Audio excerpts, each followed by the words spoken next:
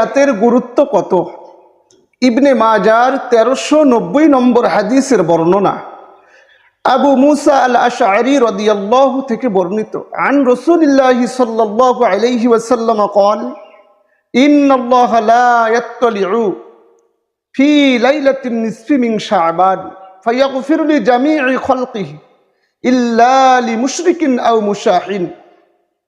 আল্লাহর নবী সাল্লাল্লাহু আলাইহি ওয়াসাল্লাম বলেন, শাবানের মধ্যম যখন এসে যায়, শাবান মাসের 15 তারিখ যখন এসে যায়, ওই রাতে আল্লাহ তাআলা তার সমস্ত মাখলুককে আহ্বান করেন, আর 2 শ্রেণীর ব্যক্তিকে আল্লাহ ক্ষমা করেন না, আর সমস্ত মাখলুককে আল্লাহ তাআলা ক্ষমা করেন।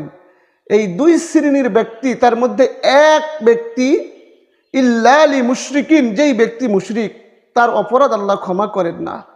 আর 2 নাম্বার ব্যক্তি আও মুশাহিন, হিংসুটাকে আল্লাহ তাআলা ক্ষমা করেন না। আল্লাহ তাআলা এই 2টা অপরাধ থেকে আমাদেরকে যেন হেফাজত করেন। আমিন।